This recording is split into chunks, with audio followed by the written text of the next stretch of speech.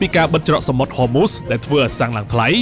ឡូវនេះសូម្បីតែអ៊ុស្ម៉ាន់ក៏ឡើងថ្លៃយ៉ាងខ្ពស់ដូចគ្នាបន្ទាប់ពីអ៊ីស្រាអែលបើកការវាយប្រហារលើទីតាំងអ៊ុស្ម៉ាន់ធម្មជាតិ South Pass ដ៏ធំរបស់អ៊ីរ៉ង់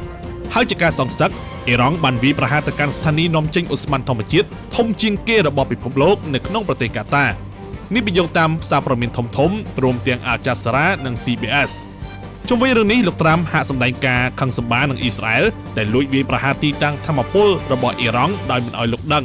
ប៉ុន្តែលោកត្រាំបែរជាគំរាមវាយអ៊ីរ៉ង់កាន់តែខ្លាំងថែមទៀតចំពោះការវាយប្រហារមកកាន់កាតានៅពេលនេះវិបត្តិឡើងតម្លៃថាមពលមិនមែនត្រឹមតែរឿងបិទច្រកសមុទ្រ Hormuz ទៀតនោះទេគណៈស្ថានីយផលិតថាមពលធំៗសម្រាប់ពិភពលោកកំពុងរងការវាយប្រហារជាបន្តបន្ទាប់យ៉ាងណាមិញថ្មីនេះប្រមុខដឹកនាំប្រទេសទាំង6រួមទាំងចក្រភពអង់គ្លេសបារាំងអាល្លឺម៉ង់អ៊ីតាលីហូឡង់និងជប៉ុន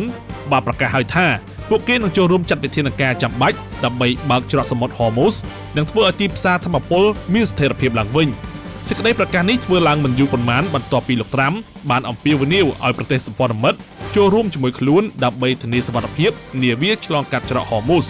គូបញ្ជាក់ដែរថាសង្គ្រាមអាមេរិកនិងអ៊ីស្រាអែលបានផ្ទុះឡើងជាមួយអ៊ីរ៉ង់រំពឹងថានឹងអស់បន្លាយច្រើនសប្តាហ៍បន្តទៀតគណៈមន្ត្រីបញ្ចកោណបានស្នើសុំកញ្ចប់ថវិកាបន្ថែមចំនួន$200,000 លានដើម្បីទ្រទ្រង់យុទ្ធនាការសង្គ្រាមរបស់លោកត្រាំដែលចង់ឲ្យអ៊ីរ៉ង់លើកទង់ជ័យសសុំចុះចាញ់ដោយឥតលក្ខខណ្ឌ